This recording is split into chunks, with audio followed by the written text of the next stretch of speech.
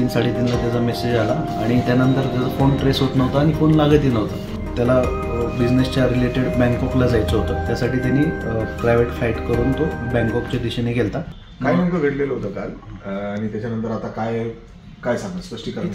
हां, नमस्कार। काल साधारणतः 3-3:30 वाजता माझा जो लहान भाऊ आहे ऋषराज तानाजी सावंत, हा साधारणतः 3-3:30ला त्याचा मेसेज आला आणि त्यानंतर त्याचा फोन ट्रेस होत नव्हता आणि फोन लागतही नव्हता।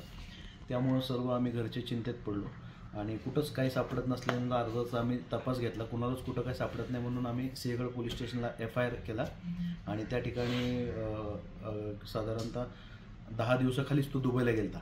दुबईला जाऊन आल्याच्या नंतर त्याला बिझनेसच्या रिलेटेड बँकॉकला जायचं होतं आणि त्या दृष्टिकोनातून तो बँकॉकला सोडणार नाहीत घरचे लगेच दुबईला जाऊन आल्यामुळं, त्यासाठी त्यांनी प्रायव्हेट फ्लाईट करून तो बँकॉकच्या दिशेने गेला। पण ह्या गोष्टीची कुठलीही कानोखबर आम्हाला नसताना आम्ही सगळे घरचे थोडेसे इमोशनली हायपर झाले म्हणून आम्ही आपल्या सिंहगड पोलीस स्टेशनला FIR फाडला।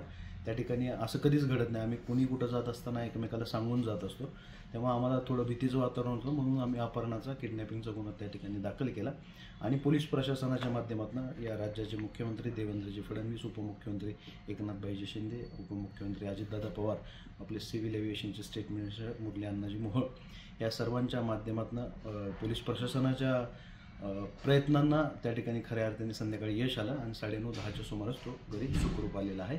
हा सगळा विषय तो त्याच्या मित्रांबरोबरच होता, हे संध्याकाळी पोलीस चौकशी नंतर लक्षात आलं आणि 9:30-10 वाजता तो सुखरूपपणे घरी आलेला आहे। असं वाटत नाही आरोप करताय विरोधक की तुम्ही तुमच्या म्हणजे ह्याचा रिलेशनचा गैरवापर केला, तुमच्या पदाचा तुम्ही गैरवापर केला?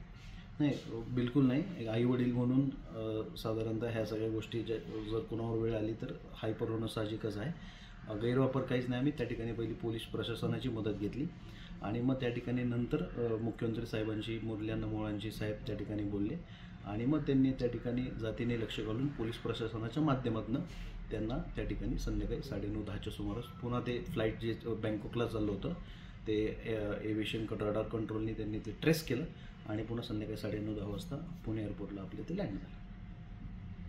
ठीक आहे।